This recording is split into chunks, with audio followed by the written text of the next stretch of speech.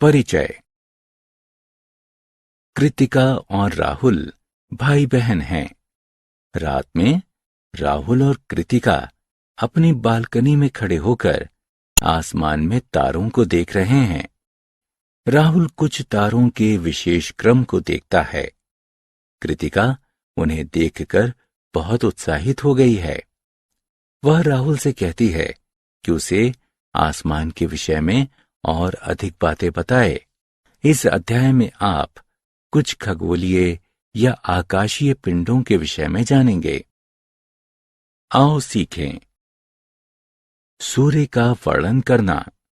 पृथ्वी के लिए सूरज, सूर्य के महत्व को बताना। चंद्रमा का वर्णन करना। चंद्रमा के महत्वपूर्ण आकारों की सूची बनाना। सूर्य एक चमकता तारा है। ये बहुत ही गर्म और बड़ा है। यहां तक कि ये हमारी पृथ्वी से भी बड़ा है। ये बहुत ही दूर है, इसलिए ये हमें छोटा दिखाई देता है। हमारी पृथ्वी सूर्य के चारों ओर चक्कर लगाती है। यह एक चक्कर पूरा करने में 1 साल लगाती है। सूर्योदय और सूर्यास्त। सूर्य पूर्व दिशा से निकलता है और पश्चिम में डूबता है। दोपहर में यह ठीक हमारे सिर के ऊपर होता है। सुबह और शाम में परछाइयां लंबी बनती हैं। दोपहर में जब सूर्य हमारे सिर के ऊपर होता है, तब परछाइयां छोटी बनती हैं। गर्मी और प्रकाश का स्रोत। सूर्य हमें गर्मी और प्रकाश देता है। इसके बिना पृथ्वी पर बहुत ही अंधेरा और ठंड हो जाएगी। पौधे, पशु और मनुष्य इस पर नहीं रह पाएंगे।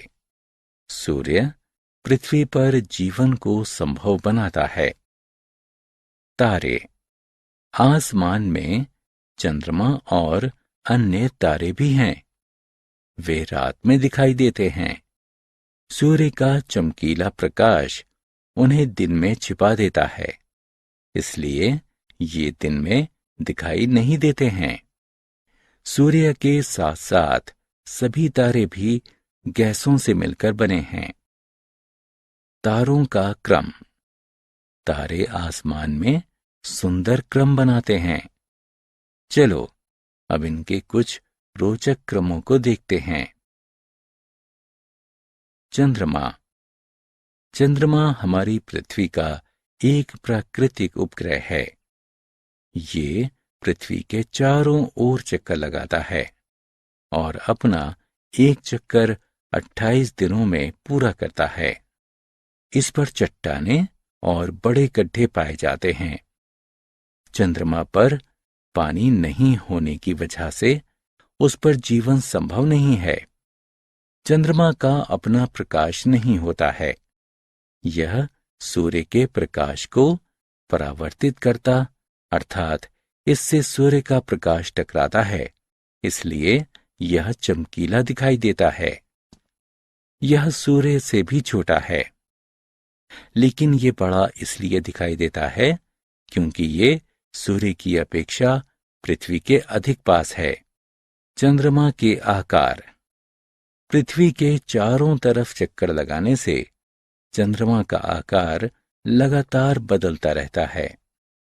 जब चंद्रमा आसमान में अदृश्य यानी दिखाई नहीं देता है, तब यह अमावस्या यानी नया चंद्रमा कहलाता है।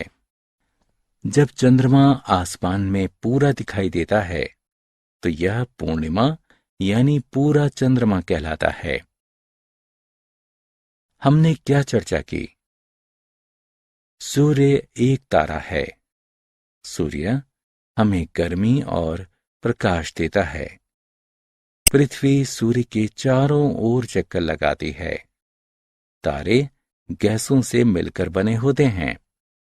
चंद्रमा पृथ्वी का एक प्राकृतिक उपग्रह है। चंद्रमा पृथ्वी के चारों तरफ चक्कर लगाता है। चंद्रमा सूर्य के प्रकाश को परिवर्तित करता है, अर्थात इससे सूर्य का प्रकाश टकराकर वापस लौटता है। चंद्रमा का आकार लगातार बदलता रहता है।